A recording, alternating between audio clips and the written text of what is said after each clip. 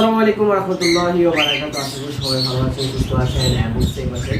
তো অনেকদিন হয়ে কালকে কিন্তু মোটামুটি ভালো গরম পড়ছে, 34-35। আমি আমার আইডিতে হচ্ছে স্টোরি দিয়েছিলাম যে এখন টেম্পারেচার কত চলতেছে, তখন দুপুর 2টা বাজে। তো এখন যখন টেম্পারেচার অনেক বেশি, তাহলে হচ্ছে পাখিদের হচ্ছে পানি শূন্যতা দেখানোর সম্ভাবনা হচ্ছে অনেক বেশি। তো এই টাইমে আপনারা আপনাদের পাখিকে কীভাবে সুস্থ রাখবেন এবং এমন জাতীয় খাবার দেবেন যেটা হচ্ছে যে পানির পরিমাণ ওই খাবারে বেশি থাকবে। যেমন 1 নম্বরে আমি যদি বলি, আমি হচ্ছে আমার ওই আমুরে দিয়ে হচ্ছে কাটায় রাখছিলাম, ঠিক আছে। এটা হচ্ছে হাইসা পাতা শাক, যেটা বলি আমরা, আপনারা হয়তো অন্য কোনো শাক বলতে পারেন। এটা হচ্ছে হাইসা পাতা শাক, ঠিক আছে। এটা হচ্ছে হাইসা পাতা শাক, যেটা হচ্ছে বাজারে 20 টাকা বা 10 টাকা দিয়েও পাওয়া যায়। আমাদের এখানে একটু দাম বেশি হয়, তো 15 টাকা হলে নেওয়া হয়ে ছাড় না।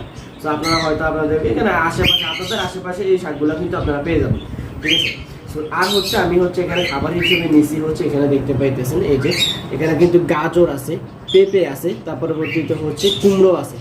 সো এই 3টা খাবার কিন্তু পানি সমৃদ্ধ খাবার, ঠিক আছে। এগুলো কিন্তু খালে হচ্ছে পাখি, মানুষ বলেন বা পাখি বলেন, তাদের শরীরে পানি ঘাটতি থাকলে পানির পূরণটা হচ্ছে বাড়িয়ে দেয়, ঠিক আছে। তো এই জিনিস এখন যখন গরম একটু বেশি পড়তেছে, ঠিক আছে। তো আজকে যখন গরম একটু বেশি পড়ার সম্ভাবনা রয়েছে, এখন বাজে হচ্ছে সকাল, এখন যে সকাল মাত্র সকাল হলো, তো এখন কিন্তু গরম হওয়ার সম্ভাবনা আজকে যা বুঝতে যাইতেছে পুরো দিন গরম হওয়ার সম্ভাবনা বেশি। তো আপনারা এই টাইমটাতে হচ্ছে আপনারা যদি সফট ফুড দিতে চান, সফট ফুডের সাথে সফট ফুডের পরিমাণটা কম দিয়ে সবজির পরিমাণটা বেশি দেবেন।